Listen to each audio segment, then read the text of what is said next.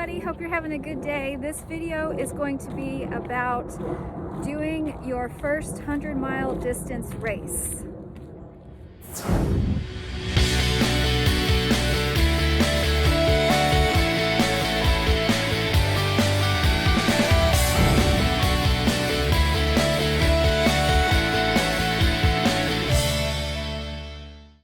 So I have a few 100-milers under my belt, and from my own experience and watching a lot of other people go through their first experience, I've learned a few things that I would like to share with you in hopes that it can help you be more prepared for your race.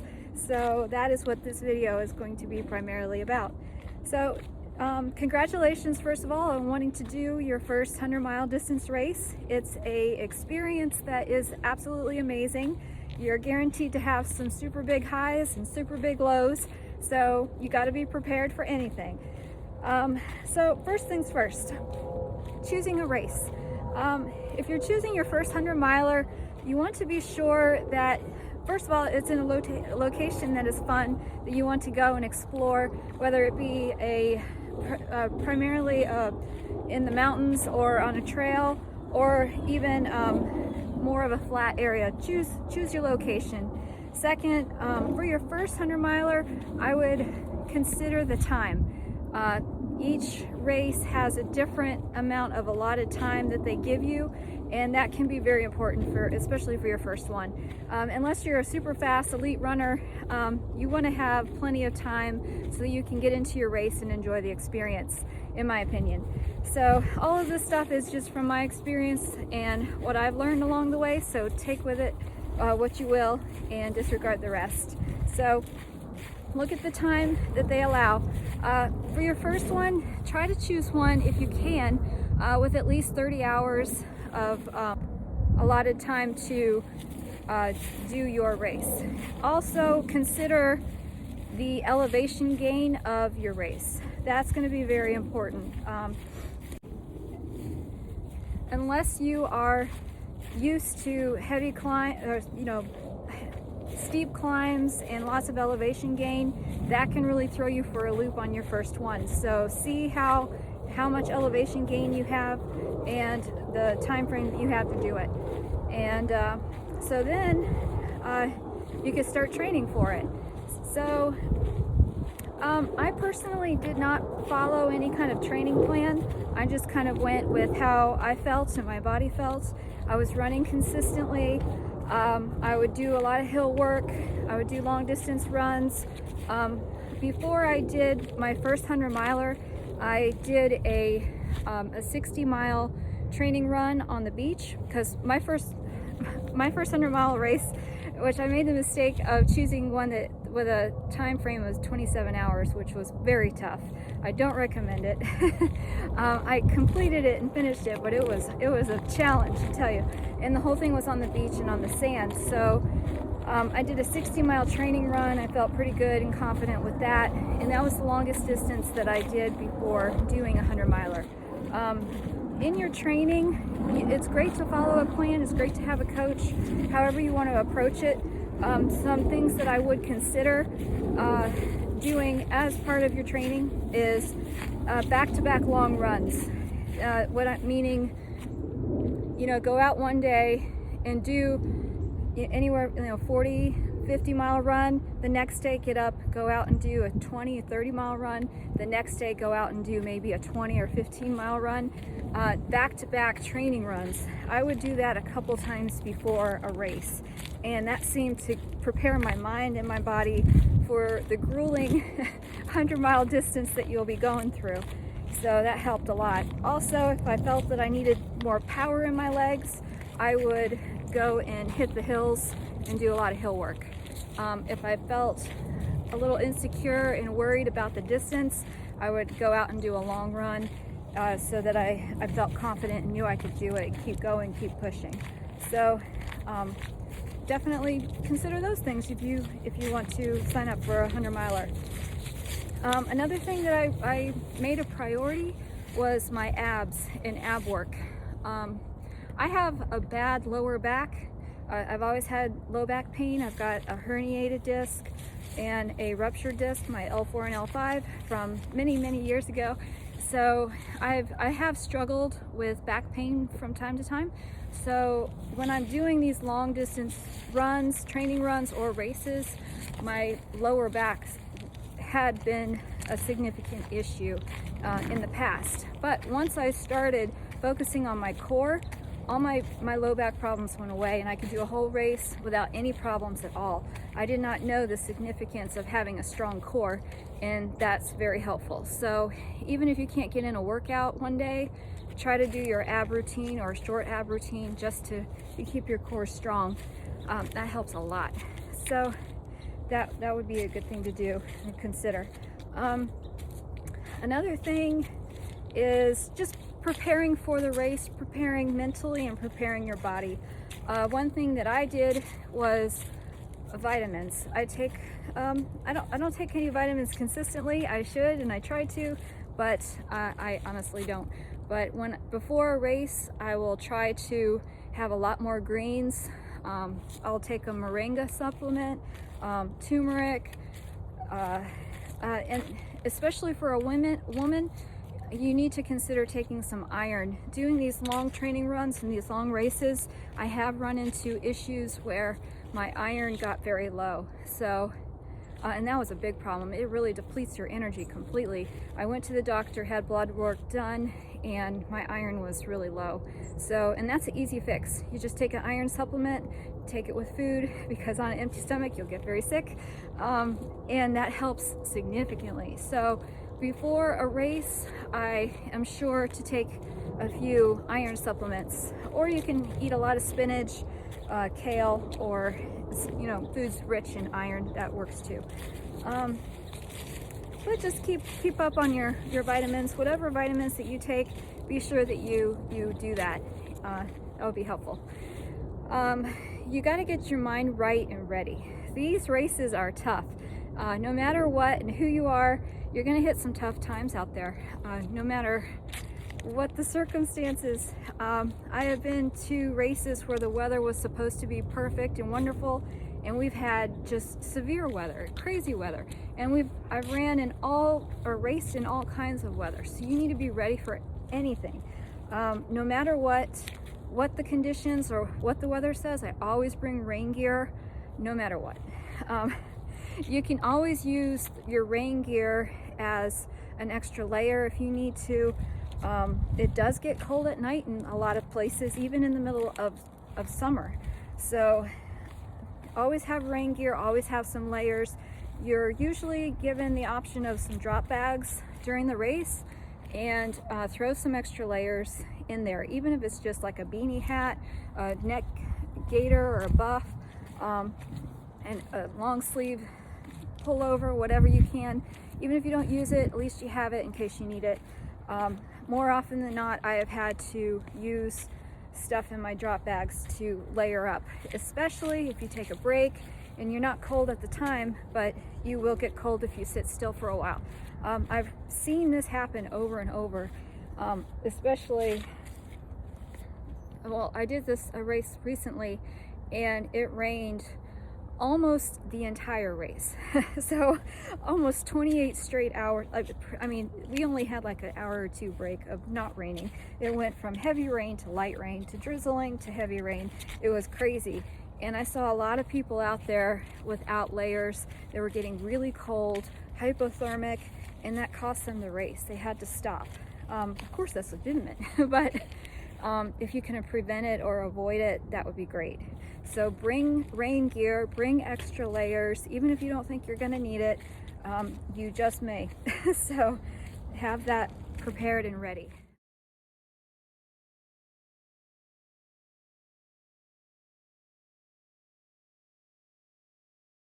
The next major thing I would definitely consider is fuel. You have to have fuel and power to be able to go and get through these races. And that is a huge challenge. At least for me, eating and having the right food was a huge learning curve for me in my races. So let me explain. You think that you would just go out on a race and be able to eat anything you want and everything will be completely fine. But that's a lot of times not how it happens. So I'll tell you from my personal experience, as soon as I get dehydrated and tired, and as soon as I start getting into some pain, my hunger is kicked off completely, and I have the hardest time consuming enough calories to get the race done. I've gotten the race done, but it has been a significant challenge. So now I plan for that. I wish I had known that in the beginning. So take it from me, learn from my mistakes, that you need to make nutrition and food a priority and be very prepared. So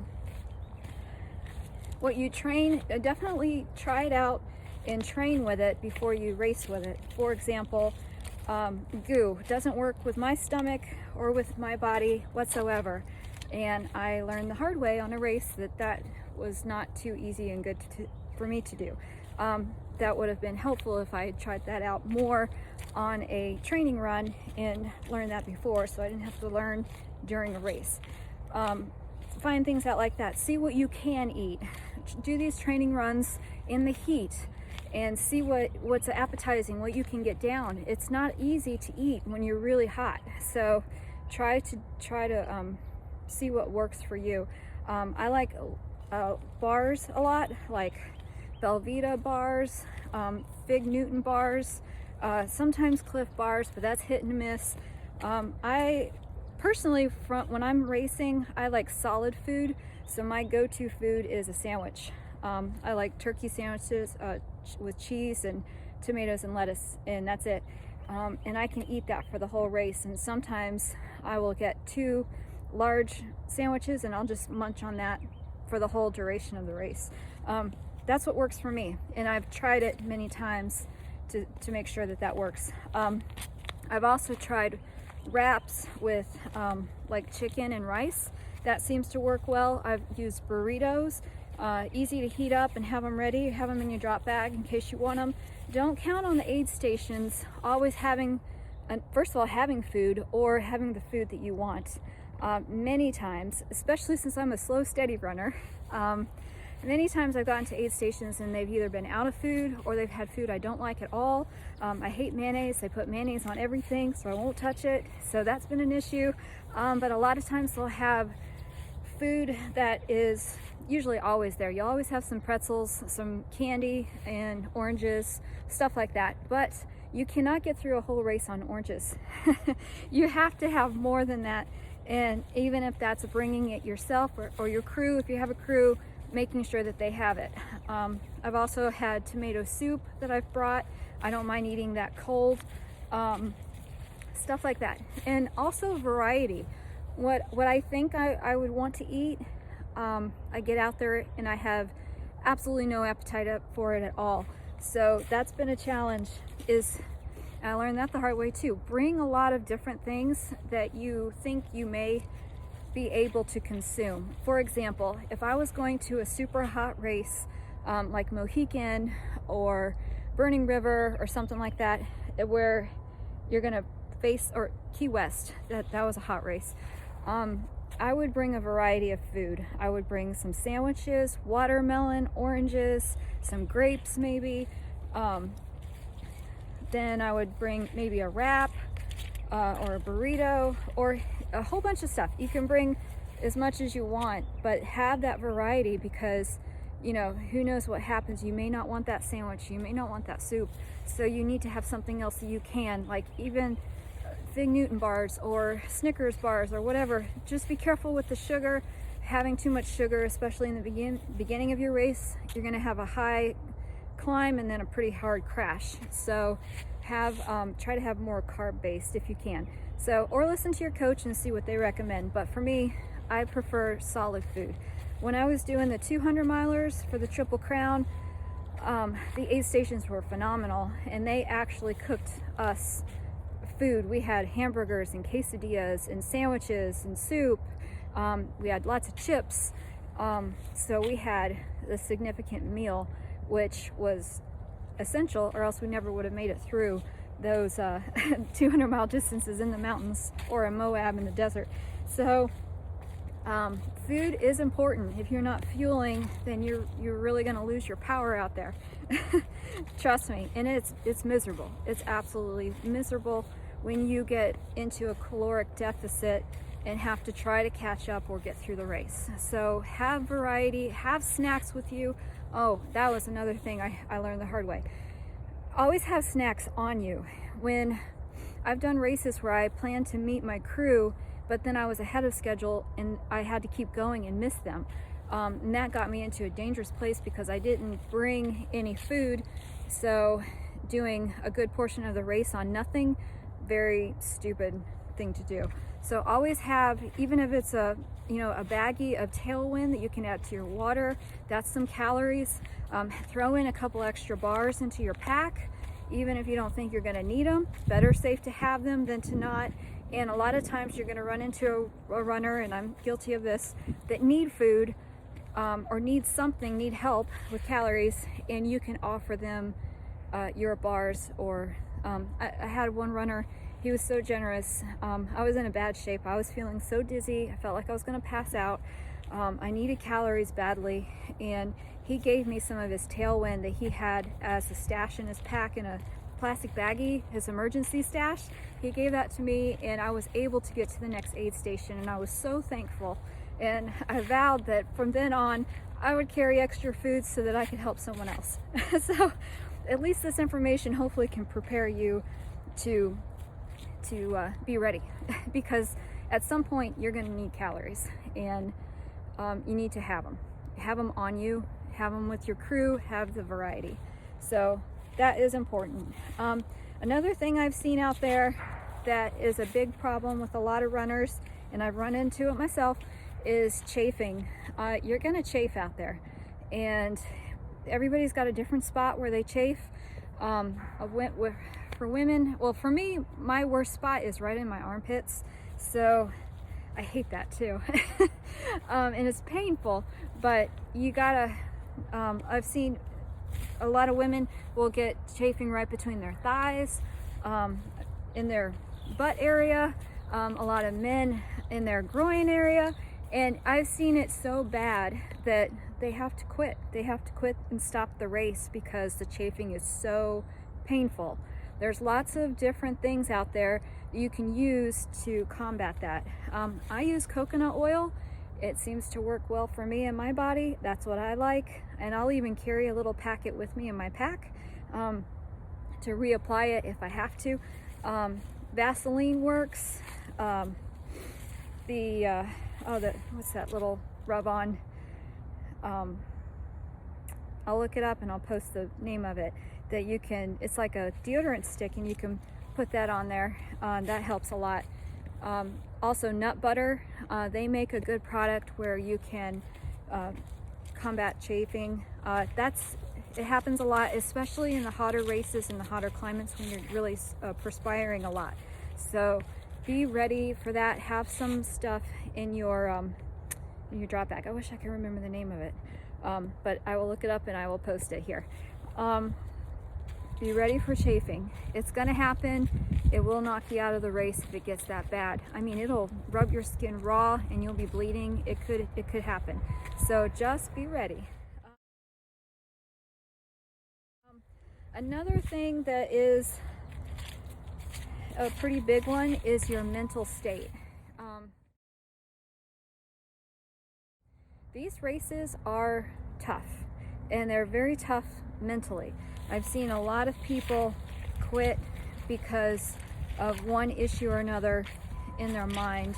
And I think this is one of the toughest things, is you're gonna get out there and you're spending a lot of time out there by yourself, especially when you're running overnight and you're pushing it. Now take into account that you're really tired, calories are low, you may be dehydrated, you're in some pain, you're feeling stiff and just exhausted and depleted.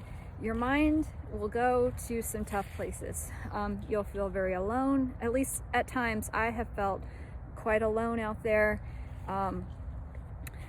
Just kind of very lonely, and just one issue or another, like whoever I've had a problem with, or it kind of gets into your head and it cycles through over and over until you can either get over it or let it go or change your focus. So what I've learned, what works for me, is just to be prepared for it. If you're going to hit that wall or have that time when your mind wanders to places that is not very healthy and you don't want to be there, you don't want to be focusing completely on your pain and wanting to stop. So when I get to that point, I will try to change my focus. So, and I have different ways to do that. This is what works for me. I'll change my playlist or put on some upbeat, happy music. I will put on a movie that I've downloaded and listen to it. That works the best for me because I will get into the movie. It's got to be a positive or funny movie.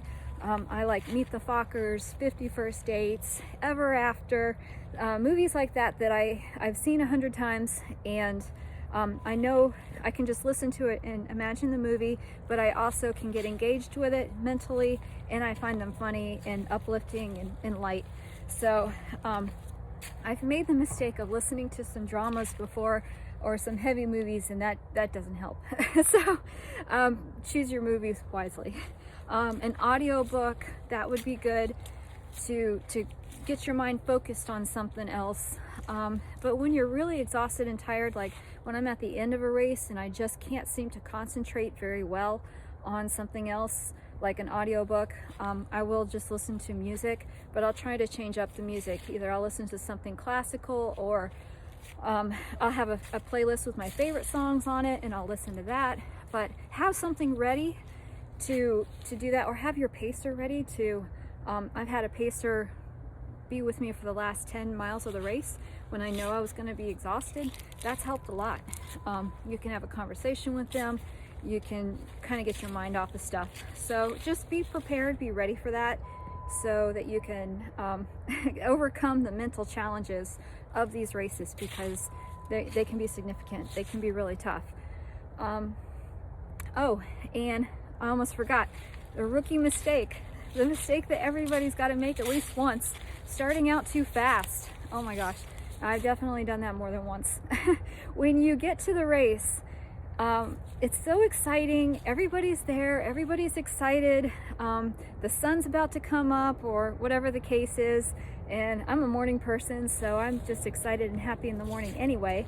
But everybody's there, and you're gonna get started with the race, and you get kind of caught up in all of that energy. So if you start out the race too fast, that's gonna catch up with you and bite you in the butt later on in the race. So if you go faster than what your normal pace is, or what you know you can do, you're gonna have a hard time at the end. I've completed the race, but it hasn't been easy. So I wish I wear a watch, I wear a running watch, and I know what my pace is. So now I'm sure and more careful to stay in my pace range. As a matter of fact, when I'm doing a 100-mile race, I try to stay slightly slower. I'm a slow, steady runner, so at mile 20, I'll be going pretty much the same pace I'll be going at mile 80. I just am a slow, steady, consistent runner, but everybody's a little bit different. If you're feeling good and you want to run the downhills a little faster, do everything at your own pace. Listen to your coach, or listen to what others suggest, or follow your training runs and see how you work out and how you feel the best. For me, it's going slow and steady and consistent, and I've been able to complete all the races I've done so far. Knock on wood. I'm sure there'll be a case one day where that might not be what happens, but up till now, 15 or 1600s by now that I've completed with no DNFs so far, and that's just because I've put these principles into practice. So that's pretty big. Just be ready. The mental walls are tough. They are going to creep up on you and knock you down. Oh, so when you do hit a wall, be sure that you cover all your bases of what the problem is. Sometimes you just need more water. A lot of times you need some calories. Eat something. Even if you're not hungry, try to have a snack. You'll start thinking and feeling a little better. I've also had walls that were so rough that I've taken a break. even just sitting down for 5 or 10 minutes in a chair or on the ground to reset. Just don't think about anything, just relax, try to eat something, take some sips of water or Tailwind or whatever you got, and try to reset. Usually that helps me feel better and keep going. Even I've seen a lot of people just struggle so much and just give up, and I wish they would have just taken a minute to just relax and calm down and then try to keep going, and I think they could have continued and not had a problem. But the walls are tough, and if you run into especially a medical issue, that's kind of out of your hands. Like if you twist your ankle or pull a muscle or whatever the case is, it's pretty tough to keep going. So I don't want you to be dangerous or ignorant if it's a medical problem, but if it's a calories or a mental issue, try to relax, take a break, have a snack, talk to your crew or talk to somebody if you can, and then keep going. So that would definitely be something you can put into practice. Blisters. I've gotten some pretty bad blisters. I've lost more toenails than I could ever count. Most of them don't even grow back normally anymore, but that's okay. It's all worth it to me. The blisters can be caused by so many different reasons. Wrong shoes, rubbing, if you're out there running for 27 to 30 hours, 32 hours, you're bound to get some hot spots. I've tried a lot of different things. You can try putting Leuco tape on your blister spots, but be careful with that because the blisters can go right under the tape. You can do toe goo. That's been a little bit helpful, or some Vaseline. You can try different kinds of socks. A lot of people have a lot of success with Injinji socks, so that's something to try. But try different shoes and see what works best for you. So far, I pretty much really like the Hokas, and consider getting and using some gaiters. That helps a lot. That's these like ankle sleeves that go over your shoes. That helps prevent a lot of rocks and sand from getting in there. That's gonna make your race and run a lot more comfortable. So you might want to try that. Oh, and another big important thing is rest. You really want to rest up well before this race. This is what I do, and you can modify, do whatever works best for you. But this, I've done this over and over, and this is what works best for me. Is if, first of all, 2 days out from the race is my main sleeping night.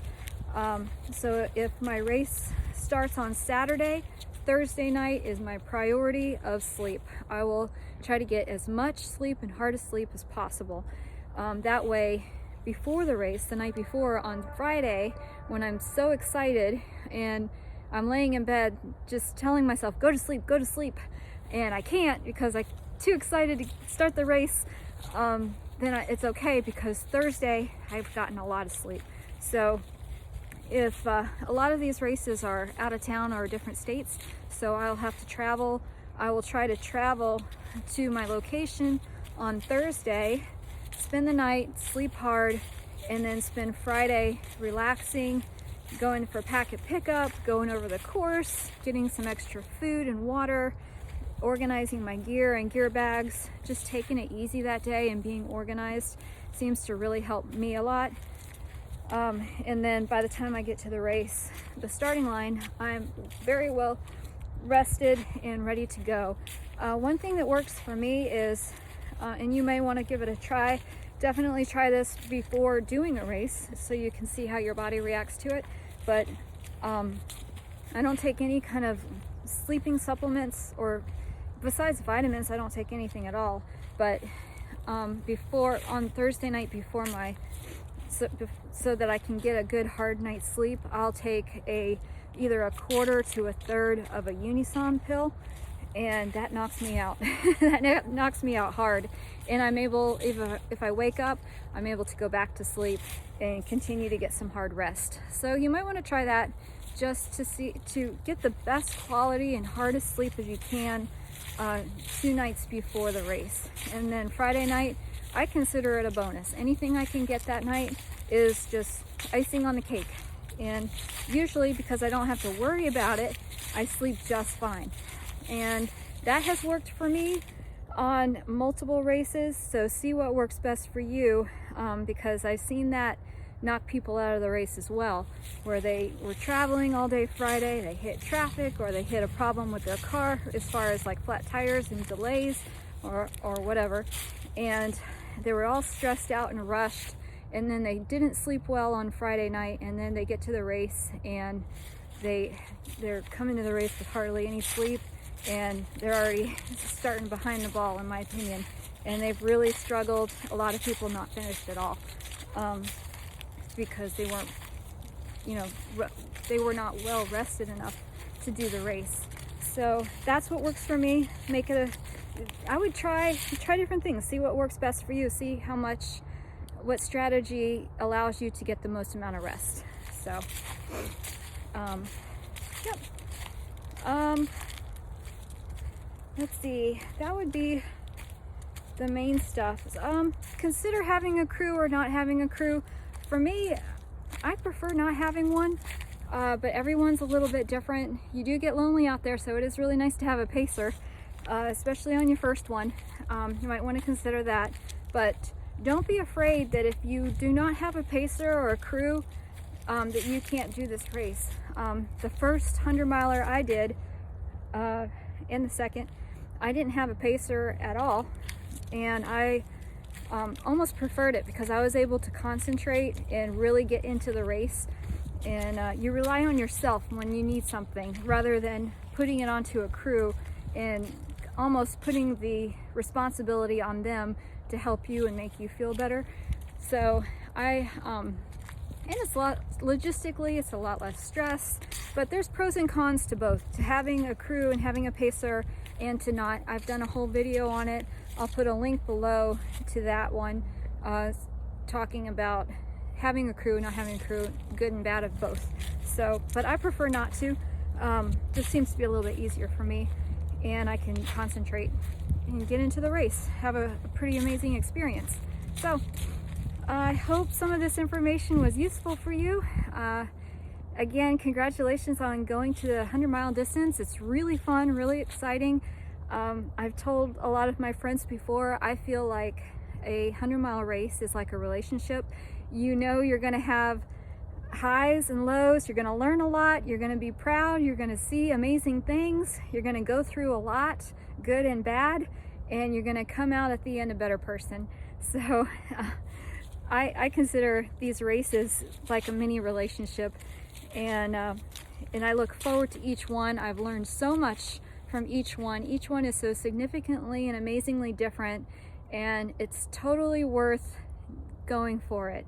You gotta try it. You gotta, even if you don't make it the first time, that's okay. Get out there and have that experience. You won't regret it.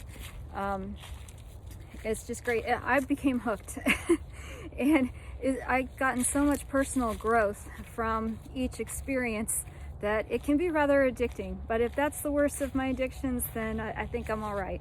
So go out, have an amazing adventure, have a great time, be very prepared, be well rested, have plenty of stuff in your drop bags to prepare for some of the issues you may run into.